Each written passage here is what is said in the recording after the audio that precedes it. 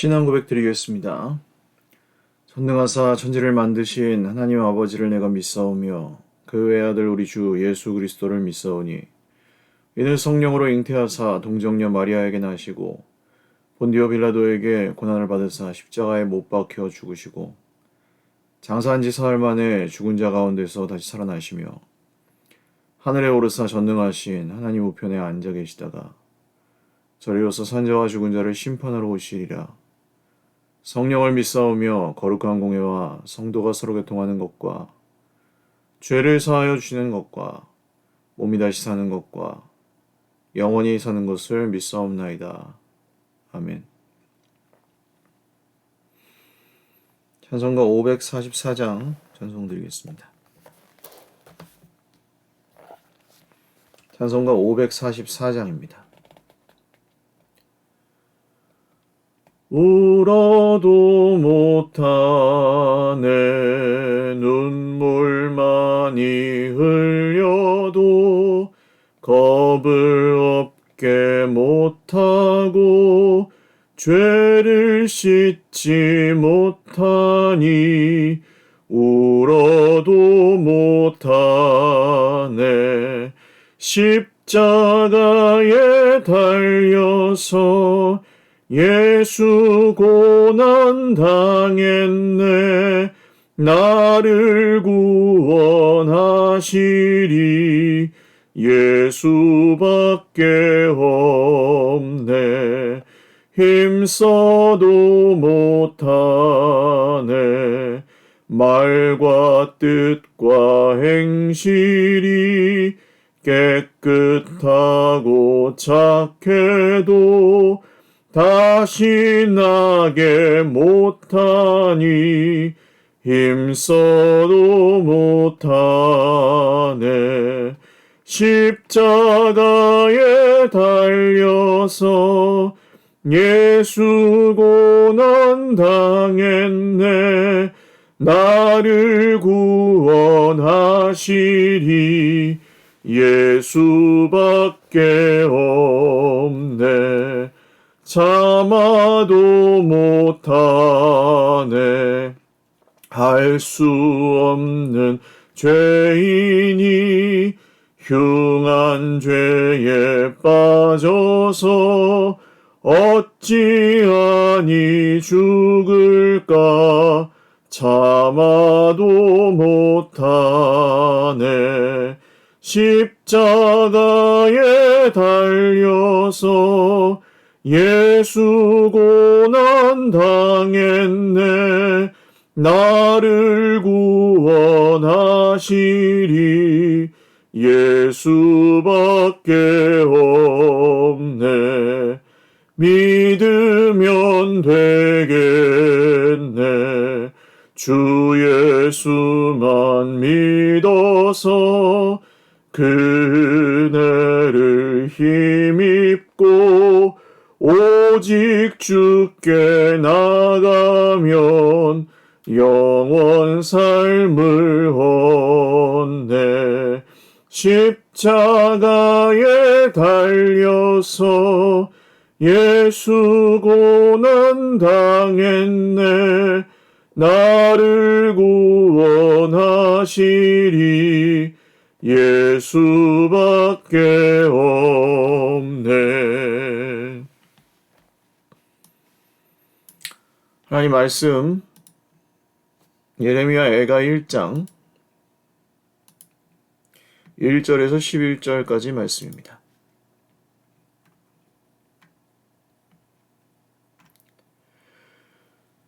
한 목소리로 읽겠습니다.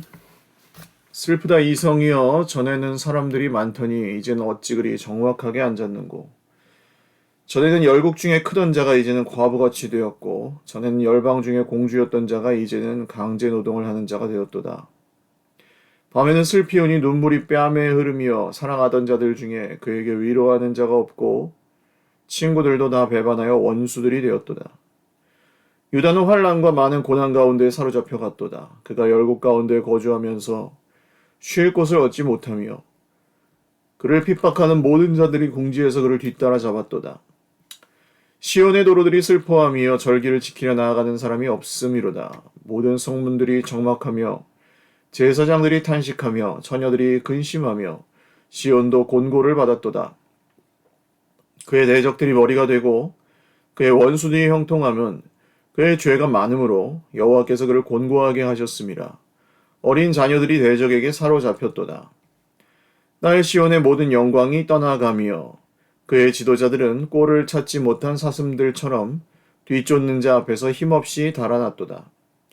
예루살렘이 환난과 유리하는 고통을 당하는 날에 옛날의 모든 즐거움을 기억하였으며 그의 백성이 대적의 손에 넘어졌으나 그를 돕는 자가 없었고 대적들은 그의 멸망을 비웃는도다.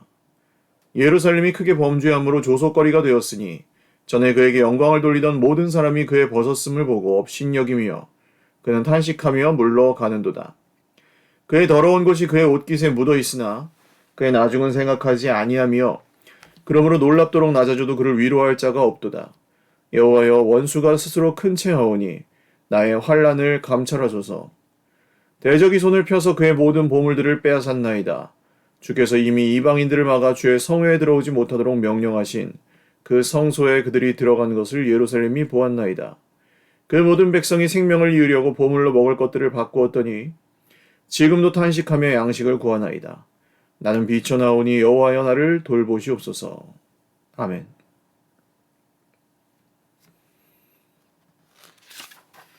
기도드리겠습니다.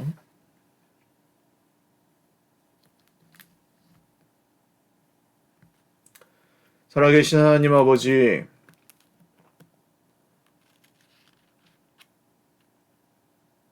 오늘도 우리와 함께 계시고 또 우리의 걸음을 인도하시는 주님을 찬양합니다. 주님, 우리를 긍휼히 여겨주십시오. 그리고 오늘도 주님의 은혜를 베풀어 주십시오. 하나님이 우리와 함께 하셔서 평안 중에 또 은혜 가운데 사랑하는 우리 형제 자매들을 붙드시고 지켜주십시오. 주 예수님만 우리의 산성이 되시고 주 예수님만 우리의 피난처와 능력이 되십니다. 예수님의 이름으로 기도 올리옵나이다. 아멘. 할렐루야.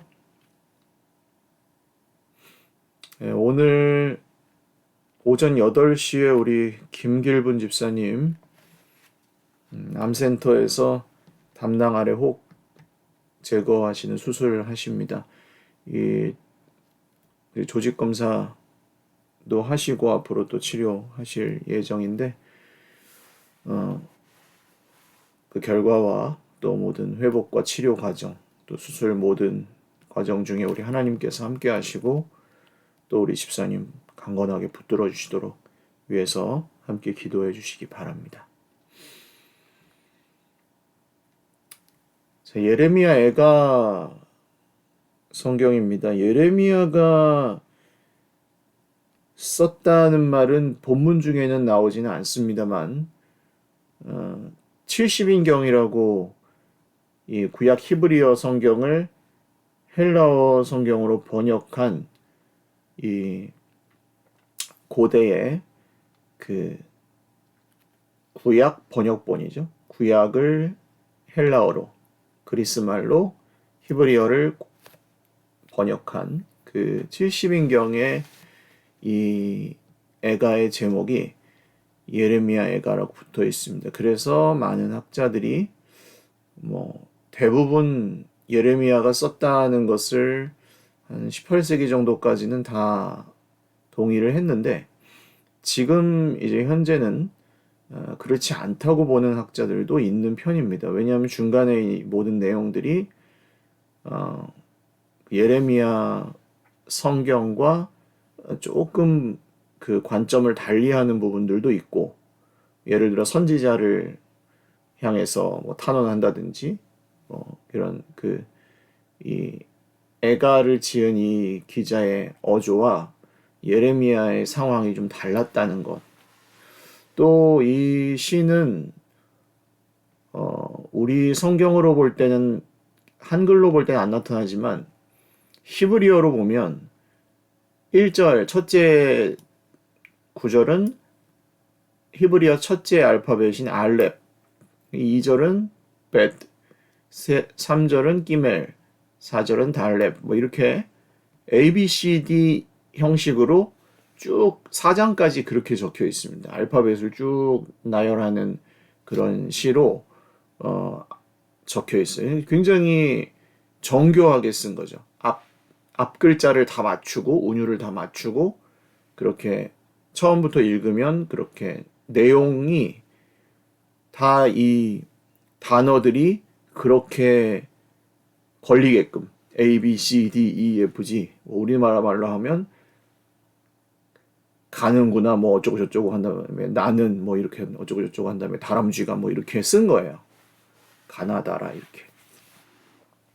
이렇게 정교한 시편을 그것도 이렇게 굉장히 그 슬픔에 찬 있는 이 있었을 예레미야 선지자가 그렇게 막 이 고심하면서 문학적으로 쓸 수 있었겠느냐 뭐 이런 게 이제 예레미야가 저자가 아닐 것이다라는 주장의 뭐 근거라고 할 수 있는데 뭐 결론적으로는 예레미야 썼을 수도 있고 안 썼을 수도 있습니다.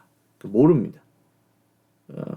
뭐 그렇게 볼 수 있는 근거도 있고 그렇게 보지 않을 수 있는 근거들도 있어요. 그렇지만 어쨌든 이 유다 왕국의 멸망 시기를 이 애가는 똑같이 다루고 있고 또 그 시기에 어떤 선지자든 어떤 그 유다 나라를 사랑하고 하나님을 사랑하는 사람이라도 이런 시편을 지을 수 있을 만한 내용들로 적혀 있습니다. 그래서 우리는 예레미야 애가라고 보통 우리 성경을 한글 성경은 번역이 되어 있기 때문에 예레미야가 쓴 것으로 보고 그렇게 가정하고 있죠. 슬프다 하면서 시작합니다. 애가입니다. 그래서 이 히브리어 말로도 이 책의 제목은 에카라고 하여서 이 슬픔의 노래, 뭐 장송곡, 그 유다 왕국을 향한 장송곡인 거죠. 하면서 이 성이여 예루살렘 전에는 사람들이 많더니 이제는 어찌 그리 적막하게 앉았는고 전에는 열국 중에 크던 자가 이제는 과부같이 되었고 전에 열방 중에 공주였던 자가 이제는 강제 노동을 하는 자가 되었도다. 이게 이제 알렙 A로 시작하는 슬픔의 노래입니다.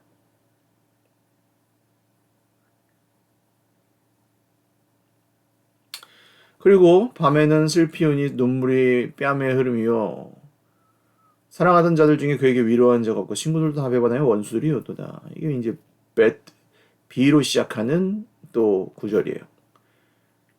이 예루살렘의 지금 상황을 여인으로 비유할 때 그 슬피 오는 눈물이 뺨에 흐르고 사랑하던 자들 중에 그에게 위로한 적 없고 친구들도 전부 원수가 되어버린 그 외로운 상황을 표현합니다. 유다는 환난과 많은 고난 가운데 사로잡혀 왔도다. 그가 열국 가운데 거주하면 쉴 곳을 얻지 못하며 그를 핍박하는 모든 자들이 궁지에서 그를 뒤따라 잡았도다. 유다의 비참한 상황. 시온의 도로들이 슬퍼하며 절기를 지켜나간 사람이 없음이로다. 이제 없죠. 예루살렘으로 절기를 지키려고 돌아온 사람들. 없습니다. 나라가 망했으니까요. 모든 성문들은 적막하고 제사장들은 탄식하고 처녀들은 근심하고 시온도 곤고를 받았도다. 그의 대적들이 머리가 되고 그의 원수들이 형통하면 그의 죄가 많음으로 여호와께서 그를 곤고하게 하셨습니다. 어린 자녀들이 대적에게 사로잡혔다.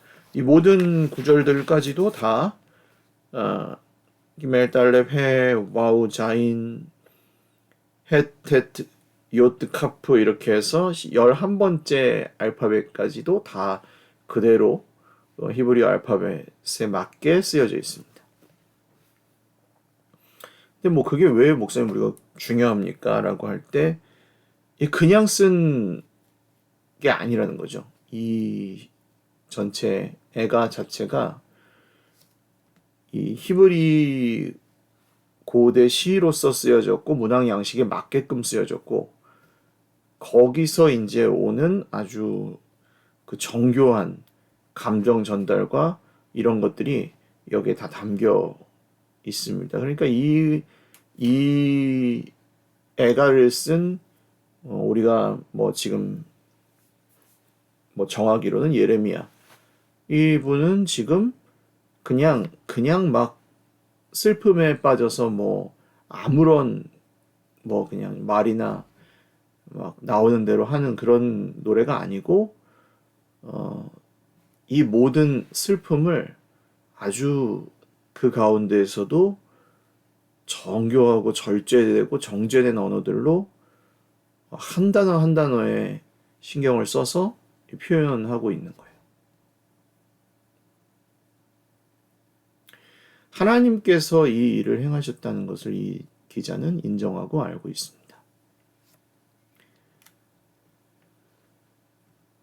돕는 자가 없었어요. 다시 이제 예루살렘의 이야기, 시온의 이야기, 시온 예루살렘입니다. 그리고 예루살렘 크게 범죄하면 조속거리가 되었으나 전에 그에게 영광을 돌리는 모든 사람이 그의 벗었음을 보고 업신여기며 그는 탄식하며 물러가는도다. 이제는 전에 영광을 돌리며 그 유다 왕국의 속국이나 혹은 또 우방이었던 다른 나라들도 이제는 업신여기고 탄식하며 물러가는 상황이 됐습니다.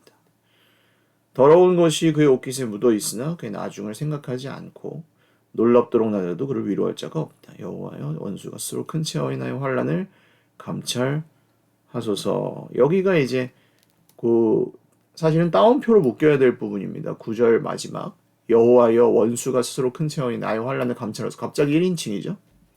이러하도다 저러하도다 그러다가 갑자기 여호와여 원수들이 우쭐댑니다. 저의 이 고통을 살펴주십시오 하면서 노래 이 애가의 기자가 1인칭으로 쓴 것일 수도 있고 또 어떤 이 애가의 배경이 되는 예루살렘 자체가 말하는 것이라고 볼 수도 있겠고 또 한 사람이 말할 수 있는 것으로 볼 수도 있겠죠. 대적이 손을 펴서 그의 보물들을 빼앗았나이다. 주께서 이미 이방인들을 막아 주의 성에 들어오지 못하도록 명령하신 그 성소에 그들이 들어간 것을 예루살렘이 보았나이다.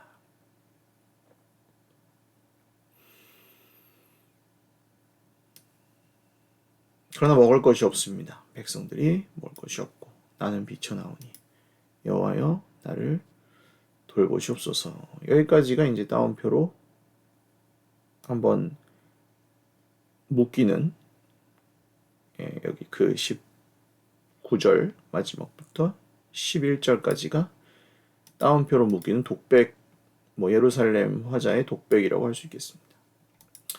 영적인 원리들을 좀 이 말씀을 통해 좀 살펴보신다면 그 심판과 재앙이 드리운 이 그림자가 드리운 예루살렘의 그 적막함, 외로움, 비참함, 가난함 이런 것들이 이제 앞뒤로 오늘 우리가 읽은 부분으로 보면 앞뒤로 쭉 굉장히 무겁게 기록이 되어 있습니다.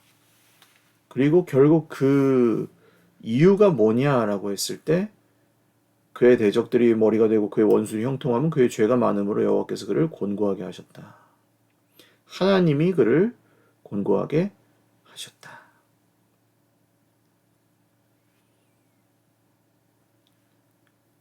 결국 예루살렘이 멸망하고 유다 왕국이 멸망한 이유는 무엇입니까? 이렇게 적막하고 고통에 차고 가난하게 되고 대적들에게 비웃음을 당하고 파괴되고 한 이유는 무엇입니까? 하나님을 거역하고 하나님께 불순종했기 때문이었습니다.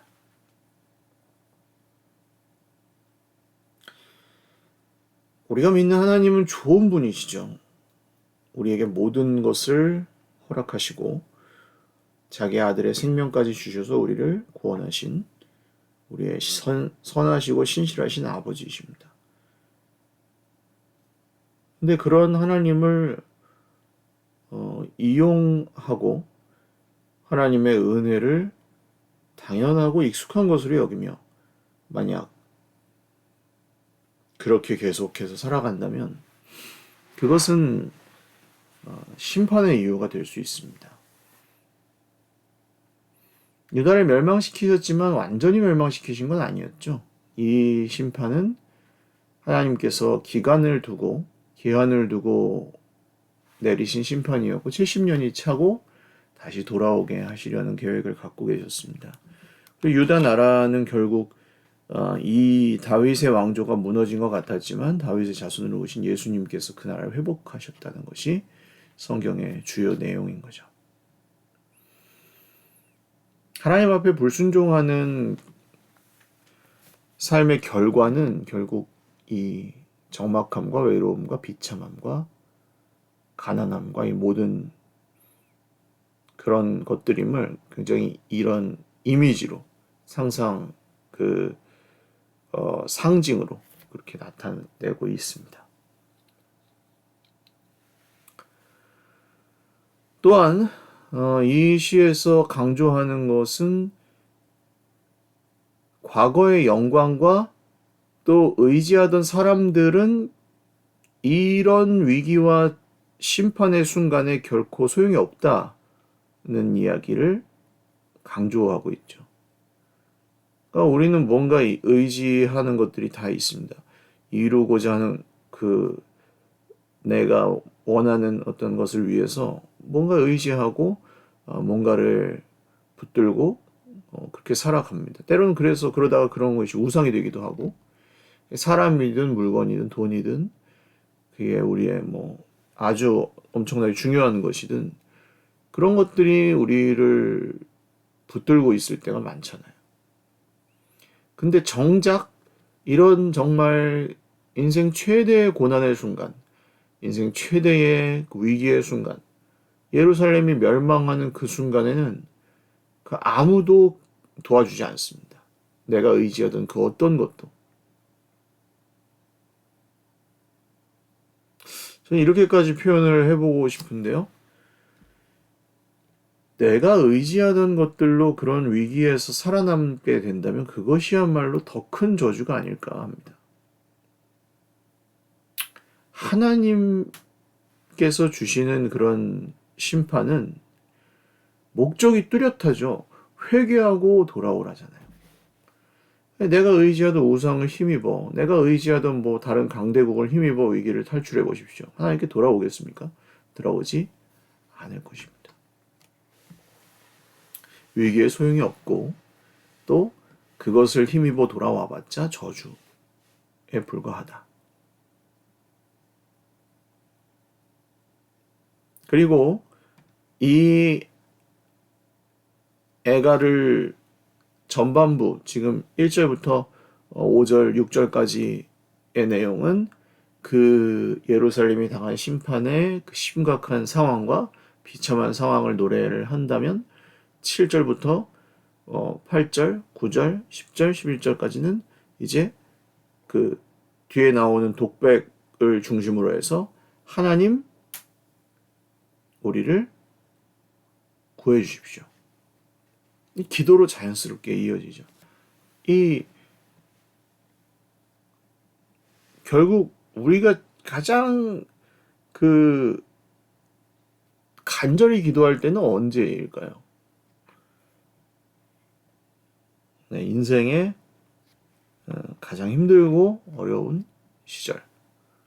내 힘으로 해결할 수 없는 문제가 나를 사로잡는 그때 우리는 기도하게 됩니다. 기도하기 시작하고 기도드리게 됩니다. 그리고 그 기도가 시작되는 순간이 그럴 때의 기도는 진실될 수밖에 없잖아요. 이거 하나님 도와주세요. 좀 살려주세요. 제발 도와주세요. 이런 그 기도는 진실될 수밖에 없죠. 고난을 통해서 나오는 진정성 있는 기도. 만약 어떤 지금 고난 중에 계시다면 그 이유가 이 죄악된 세상의 그런 깨어진 관계들로부터 비롯된 것일 수도 있고 혹은 내 인생에 하나님께서 주시는 어떤 메시지 때문일 수도 있을 것입니다. 우리는 다 알지 못하죠. 그렇지만 절대로 하나님이 나를 괴롭게 하시려고 나를 망하게 하시려고 이런 시련을 주셨다. 이렇게 생각하실 필요는 없습니다. 왜냐하면 성경에 그렇게 나오지 않잖아요. 아들의 생명을 주신 하나님께서 그 구원하신 우리에게 뭐가 아쉬우셔서 일부러 우리를 더 못 살게 하시고 일부러 우리를 더 힘들게 괴롭히시겠습니까? 그렇지는 않습니다. 그러나 하나님이 만약에 우리에게 뭔가 시험을 주시고 시련을 주신다면 그 이유는 하나님의 영광을 우리에게 드러내시기 위해서, 하나님께서 하시는 일을 우리에게 나타내시기 위해서, 우리가 하나님께 회개하고 돌이켜 매달리게 하시기 위해서 그런 일들을 하실 때는 있다는 거죠. 그러므로 고난 중에 우리가 대처해야 되는 마음의 자세와 또 우리 믿음의 태도는 하나님께 회개하고 기도하는 것입니다. 우연일 거야. 안 좋은 일이 뭐 생기고 뭐 그냥 기도하라는 사인인 것은 뭐 늘 분명한 것 같아요. 기도하라. 하나님께서 우리에게 기도하라고 하시는 사인인 것은 분명한 것 같아요. 요새 우리 교회에도 아픈 분들이 많고 장례도 많았습니다. 슬픔의 좀 계절을 보내고 있는데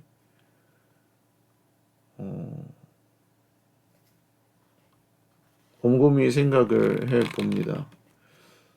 사실 주님, 이렇게 어려운 일들이 많으면 우리 또 형제 자매들이 또 많은 시험을 겪거나 또 혼란스럽잖아요. 왜 이렇게 환자들이 많은가?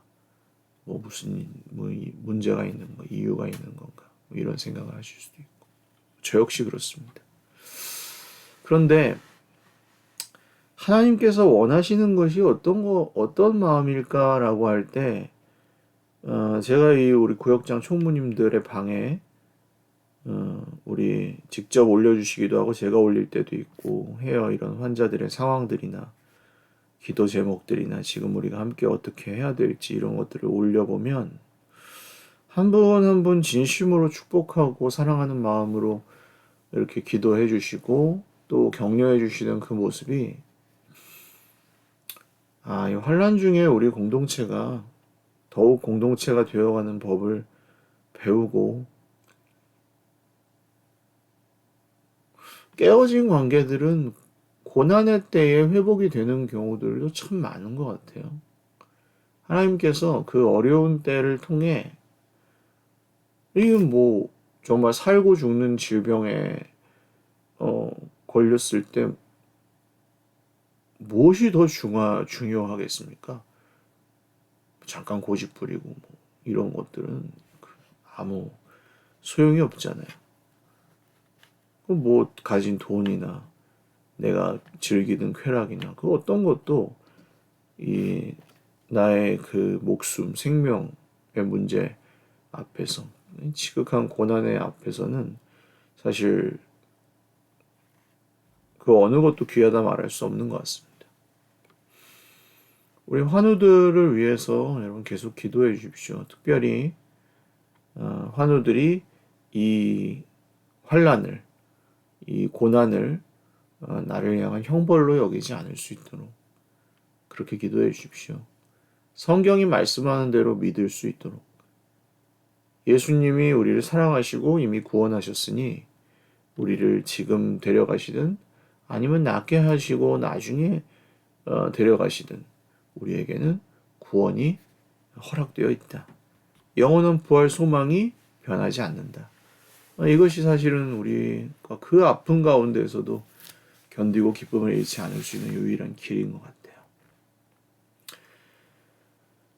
같아요. 오늘도 주님 안에서 사실은 이 애가가 좀 어울리는 지금 상황과 계절이긴 하지만 힘을 내시고 또 우리 바자회 준비하고 또 정리하고 하시는 우리 권사님들 이제 몇 해 계속해서 오니까 정말 또 일사불란하게 또 잘 해주고 계시는데 너무 감사드리고 또 하나님께서 섬기고 베푸는 것 이상으로 또 채워주시기를 주님의 이름으로 축복을 드립니다. 기도하겠습니다. 하나님 아버지, 우리를 긍휼히 여겨주시고 우리도 이 애가에 참 시련을 보내고 있지만 하나님께서 우리 사랑하는 형제 자매들에게 기쁨을 주시고 회복을 주시고 치유를 베풀어 주시기를 간절히 원합니다. 수술을 앞두고 계신 우리 김길분 집사님을 붙잡아 주십시오. 우리 아옥순 집사님과 박창범 집사님을 붙들어 주십시오. 우리 김준영 형제를 붙들어 주십시오. 또 우리 편찬하신 모든 권사님들을 보호하여 주십시오. 한 분 한 분의 삶 가운데 우리 주님의 은혜와 평안이 넘치게 하여 주십시오. 모두가 감사하옵고 예수님의 이름으로 기도 올리옵나이다. 아멘. 네, 감사합니다. 우리 지미어 집사님도 다리를 좀 다치셔서 또 회복 중에 계시는데 잘 나으실 수 있도록 위에서 기도해 주시고, 또 우리 같은 구역 식구들이나 또 연락처를 아시고 하시는 분들은 좀 격려해 주시기 바랍니다.